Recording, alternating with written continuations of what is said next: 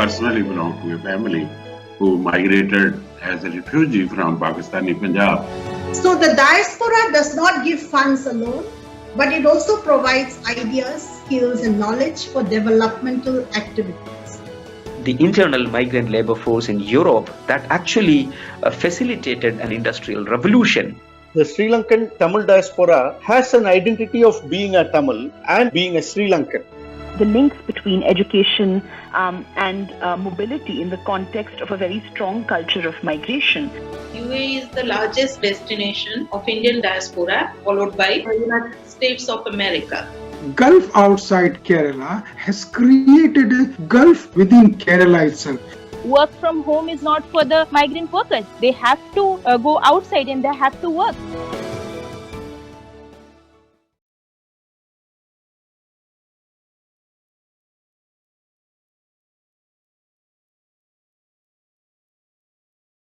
So what I'm talking about today is mobility, migration, and education. So I'm talking about how young Dalit women in a village in Punjab are using access to education to construct middle-class identities, even in the absence of the major mobility that they're aspiring towards, which is migration. So my field site is the Doaba region of Punjab, which everybody knows is very popular for the very strong culture of migration, and it also has the highest proportion of the Dalit population within Punjab and more pronounced forms of Dalit mobility. So in contrast to Dalits in other parts of Punjab, Dalits in Doaba region are seen to be doing better in terms of indicators of economic and social mobility. The particular group that I'm going to be focusing on is the Adharmi community, which is also called the Chamar community. They have, in contrast to other Dalit groups, fared better in terms of education, employment, and other indicators of development. And there's been a lot of work done by Jyotka, Jajanbal, Ram, that have sort of indicated and worked with this community. And another aspect of the economic mobility of the Punjabi Adharmis is a very strong religious and social movement, which is called the Ravidasi movement. So I'm not going to talk about that today, but that is something that's often associated with the strong political assertions as well made by this particular community. So within the Adharmi community, what I did is I looked at a particular village that is located 5 kilometers from Phagwara city. This village is predominantly Adharmi. And it has a very strong culture of migration dating back to the 1970s when the first men migrated to the Gulf for labor migration. And currently, there's a very strong culture of migration that persists, but people are now aspiring towards moving towards what they call big countries, which is Europe, North America. And so, migration to the Gulf has sort of become secondary or something that's seen as easy access. And so the aspiration is often then to migrate to the bigger countries. And while at the level of discourse and narratives, there was a huge emphasis on, the migration trajectory and talking about ways to migrate and how they're sort of planning for it. Based on sort of an informal tally that I was able to do with the Sarpanch, only 31 households or 11.2% of the households have family members living abroad. So this is amongst a total of about 200 households. And as I said before, it's a predominantly Adharmi village. So there are a few migrant families from Bihar and UP. And, there's one upper caste family, but the rest of the village is Adharmi. And it was part of a larger revenue village, but it sort of broke off and formed its own, village and own under the panchayat and all of that in the 1960s. So given the sort of close proximity of this village, Cheheru, to the city, as well as a strong culture of migration, ideas of urbanity and migration, very prominent within this field site.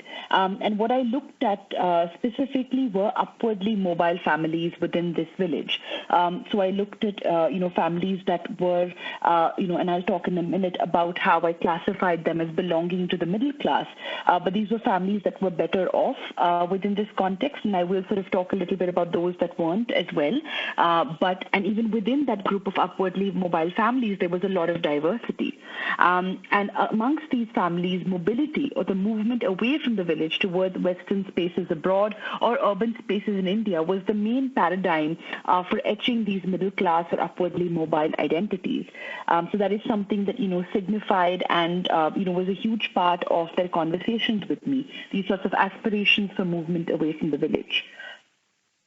And the middle class, then, which I define as the middle class, is defined in terms of the social and cultural construct of middle classness, which is, a group of people that distinguish themselves from the elite as well as the poor. And so they see themselves occupying this middling position.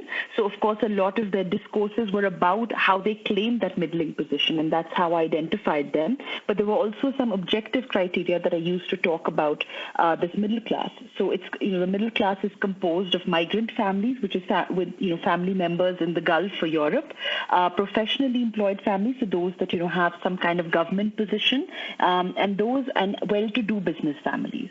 And these families, they fulfill certain criteria of consumption, the kind of household that they've been able to set up, and they also occupy a particular cultural ethos. So both, these three types of families, which is the self-employed, migrant, and educated, laid in a huge emphasis on the education of women. So in contrast to, for instance, other families in the village that were not occupying this middle-class position, so poorer families, they would typically educate their female children up till grade 12. And then get them married off. These particular families, laid emphasis on female education. They also sort of used, so for migrant families, for educated families, which is the professionally employed families, the education of women themselves was a source of status. In contrast, the migrant and self-employed families, where education of women was seen as an important aspect of building their middle-class cultural capital and status. But in addition, they also wanted to spend their money in enacting forms of public consumption, so spending money to host large weddings, celebrate particular festivals with a lot of pomp and fare, build their houses using permanent housing material and building larger houses, which I'm sure many of you are familiar with in the context of both Kerala and Punjab. So one of the first things that migrant families do with remittances is build these large houses, which are an indicator of their wealth and migrant status. So with so the two kinds of cultural ethos that these middle class families were occupying was one which is I called a migrant ethos, which was focused on these more explicit indicators of wealth, including housing, spending on wedding, kind of public displays of consumption. And then the other ethos is the educated ethos, which is occupied much more strongly by professionally employed families, where education and the access to particular jankari or awareness was seen as a source of status. And these two, in addition to this kind of distinction between middle class families, so today I'm going to be talking about this migrant and educated families. In addition, another source of distinction was the level of security with which they could claim middle classness, right? So the kinds of economic resources they had to engage in middle class consumption. This is also something that varied among these two kinds of middle class families. So I looked at, of course, so I spent extensive period of time, about 1 year, with the 30 middle-class families, and amongst them, I focused much more on the young women that were located in these families and their interactions with this idea of middle-classness, and how they use this idea of education, migration, and consumption to create these middle-class identities for themselves. Today, I'll be specifically talking about their engagement with education. And these women were, of course, pursuing, some of them were pursuing the MA degrees from local colleges. Others were pursuing their MA degrees. Some of them, had already completed their MA and were married. So they were located differently in terms of marriage and the degree that they had. And they were between, 18 to 36 years of age. So despite this, very heightened discourse on mobility or the movement away from the village and this constant discussions of plans, right? So often when I spoke to young women, they would relate to me plans of, what they imagine their mobility to be, how they're going to etch this mobility. So despite all these grand plans, did this kind of trajectory rarely played out. So often they were engaging in, attaining certain kinds of education. So often education was tied to this idea of marriage migration, right? So more educated women, those that were able to secure a BA and MA degree, were also seen to be much more attractive within the marriage market for migrants that were coming in. So they would be very interested in, marrying more educated women, which I'm sure is again, a finding that we see across different contexts. And despite, this kind of trajectory that was envisioned, it panning out was, took a very long period of time, if it did, and there was no kind of security around it, and there was a lot of sort of uncertainty whether it will ever play out in this particular way. And so, despite the access to education, the kind of outcomes that we imagine that are often linked to this discussion on education and development, these outcomes did not really pan out. So these outcomes for women were in terms of securing high status, permanent or government employment within the urban space in India, or it was migration.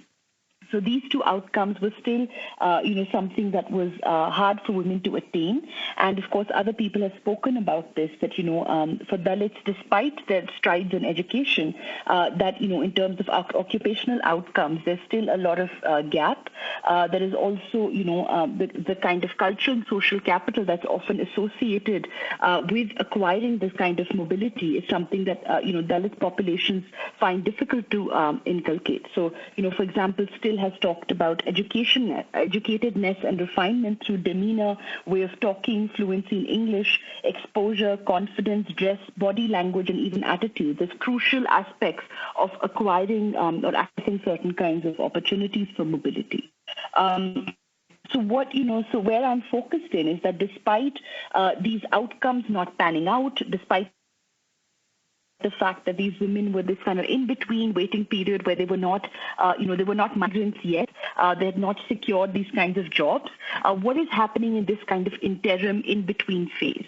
And what these young women mostly ended up doing, in addition to pursuing their education, their BA or MA degrees, was to, use this time giving tuitions, doing stitching work from home.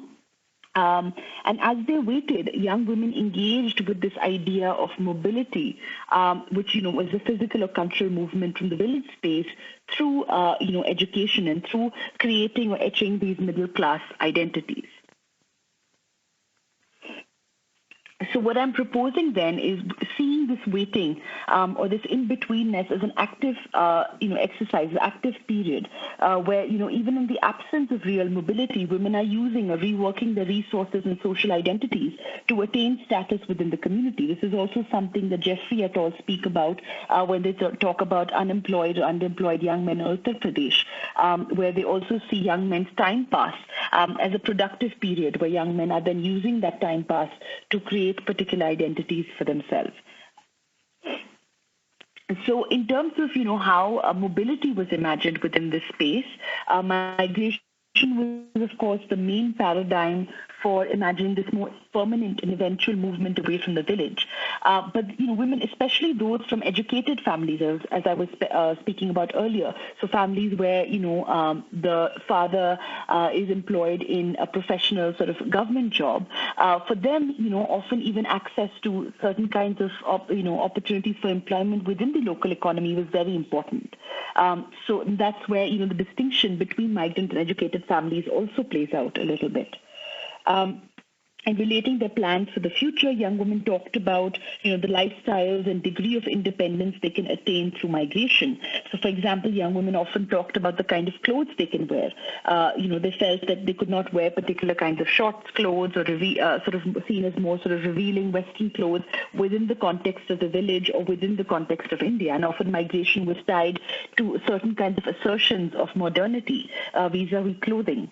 Women also talked about the West as a place where they can work and be independent.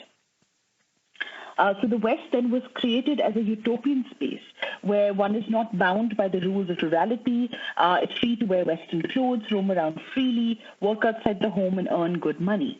And these images of the Western space often derived from, of course, consumption of Punjabi movies and songs, their interaction with migrants who were visiting and the kind of, image that they perpetuated of the Western space.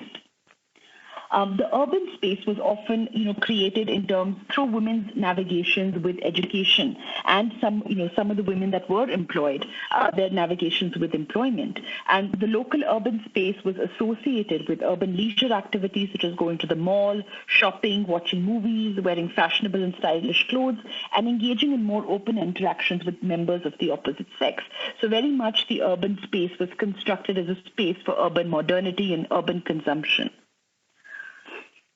So, for example, often when women spoke about their experiences around education, so here I'm drawing an example of Gunita, who was, pursuing her undergrad degree at a local college. And so when she spoke about education, she rarely mentioned her teachers or the coursework she did. And instead, she talked about the time she spent with a friend.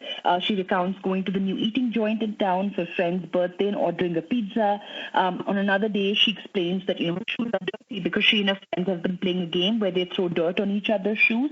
So, the space of, the urban space was also constructed as a space for sociality, for a space where one is not restricted by the family and can engage in much more fluid interactions with the opposite sex. It was also a place where a lot of romantic relationships played out, and where women often were able to engage in those kinds of interactions. So an essential aspect of imagining this moving away from the village space is also a construction of the village as an immoral place, as a backward place. And so often women talked about the village as an undesirable space.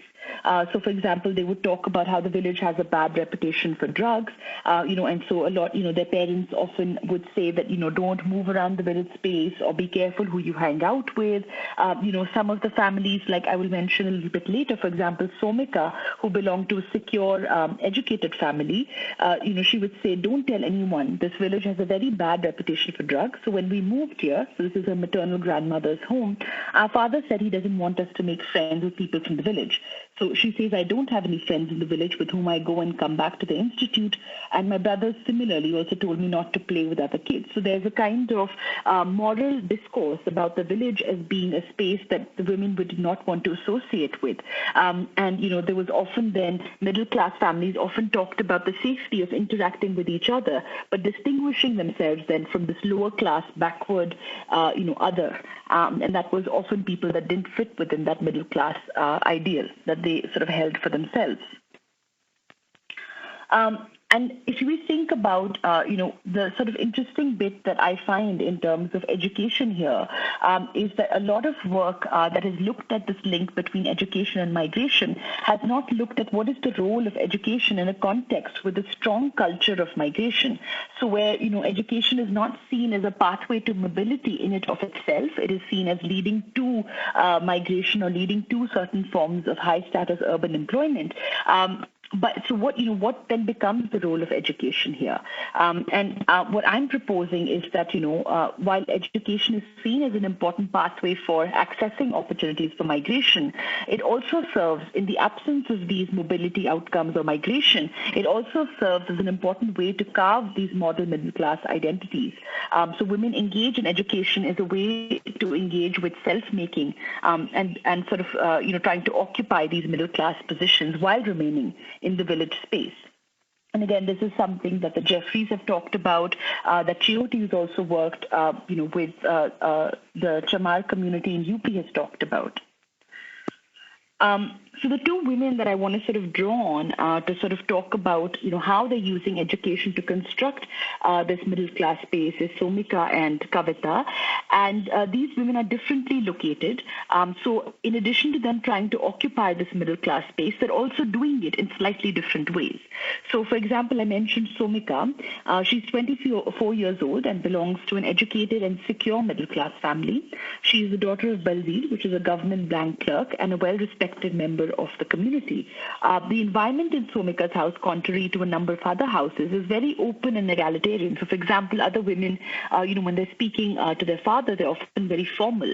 In contrast, Somika is very open and forthright, and often when, we were sitting and talking and, her father was present, that, she wouldn't sort of hesitate to intervene or to say something while he was talking to me. She has completed her MA from a college in Jalandhar. So in contrast to a number of other young women who belong to less secure, families who have not been able to travel as far for their education, so they would often go to a local college in Phagwara. She was able to travel up till Jalandhar, and she's currently during the time the fieldwork was preparing to take competitive exams for different government posts. And in the interim period, as I mentioned before, while women are waiting for these opportunities to play out, she also teaches tuitions to children in the village. And a lot of my conversation with Somika was, about her expressing her frustrations with low-level education in the village, especially, the low levels of education amongst women. So, of course, the women I speak about are quite highly educated in this context. But a lot of women, the last women, only attained education till grade 12. So, that was something that she often spoke about, and she was very passionate about this idea of education. And at one particular point, towards the end of my field work, there was, an opportunity for women and men from that particular village to go to, the main city of Phagwara for these special classes for competitive government exams. And something that, I should mention, but in the context of Punjab largely, especially within this community, a lot of this idea of education as a source of status or pursuing higher levels of education was something that women were much more invested in. Men were much more concerned with, wealth generation. So they would often talk about migration, but they were not focused on using education as a pathway to migration. So they often engaged in forms of labor migration as opposed to the kind of migration that women were trying to create for themselves. So this idea of education and status related to education was often the purview of these young women from these middle-class families. So when Somika is talking about, the special coaching class opportunity that has opened up, she says the girls here don't know that there is a special coaching for competitive exams like the bank exam. Even the other girl that went with me, and she's talking about a girl from a poorer family in the village, didn't know. Even I have been raised here and have the same education, yet I knew these things. If you have to do something, you have to do it regardless of how hot it is. I have a banking exam for the position of a clerk. I have been trying for the last 5-6 years, but I'm confident I will get it. So in this particular excerpt, we see that Somika is trying to create herself as being distinctive from the lower class women within the village, who is more backward, who is more resistant to engaging in these kinds of opportunities, does not have the adequate level of awareness, is hesitant to endure certain kinds of hardships. So in contrast, Somika sets herself as someone who's a go-getter, who's been very hardworking, and who is, open and less restricted by the ideas that other women are. And, it's something that even her father, for instance, chimed in and said that we don't care who is going, but we will go. And in fact, she did attend these classes. For a lot of other young women, it was seen as problematic to travel that kind of distance, although it wasn't, very close by in terms of distance, but going to the city for something that was, not your mainstream education, was the kind of coaching, was not something that was seen as appropriate for a number of other young women in the village, especially those that were from poorer families or those that, were from less secure middle-class families. So, for instance, the other young girl that I will speak about shortly, Kavita, who was from a migrant, less secure middle-class family, was not, for example, willing to go for these coaching to go to this coaching institute.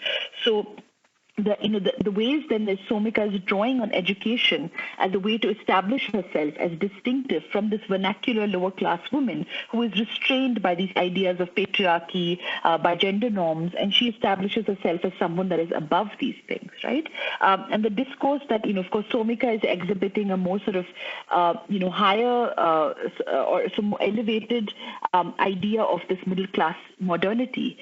So this kind of, idea often operated as an ideal. So other young women who were not similarly placed were not able to emulate the same kinds of things that Somika was. For example, her ability to travel longer distances, to pursue her MA in a different city.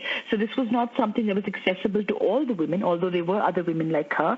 But the discourse that Somika is presenting of herself as this educated, distinctive women is something that all women that were educated sort of tried to relate to and try to use aspects of. And in addition to sort of, discourses about, how they're distinctive at a discursive level from the lower class, women also try to establish their physical distance from the village space. So they would often not be found, in contrast to women from lower class families who are much more freely moving about within the public space of the village. Women from these families or middle class families were much more careful about their movement within the village space. They were often relegated within the village. They were often relegated to the domestic space, where would spend hours sort of talking to people on the phone or engage in domestic chores within the household, and would only step out to attend an educational institute or to visit relatives, right? So they would only step out really to leave the village, or on a very rare occasion to meet someone in the village. But in most cases, they were not really found walking around in the village space ever. In contrast to Somika, Kavita belongs to a less secure migrant middle-class family. So a number of her family members live abroad. Towards the end of my field work, she had 2 brothers, the younger one of whom was also able to migrate. She has 3 older sisters, 2 of whom are also migrants. One of them lives in Italy, and the other one lives in Spain, and her maternal grandmother also lives in Canada. So she had a number of migrant family members, and she herself, was trying to migrate, and she'd obtained various educational qualifications with the objective of migration. So she was trained as a beautician and caregiver, and she felt that these kinds of skills or trainings would allow her to land a job in Canada. So, she had a very strong, migration trajectory, as a contrast to Somika, who was also thinking very much of employment within the local space and, getting access to government employment. So Kavita had a much more dispersed plan for mobility. So, of course, migration was the main paradigm, but she also talked about pursuing a PhD. She also talked about employment options, and actually after I had left, she finally ended up working as a teacher at a local school. So a lot of the women actually ended up, so they would usually do tuitions, but then they would also work as teachers in the private schools within the area. So that was also something that was more accessible to them as they were in the interim sort of period.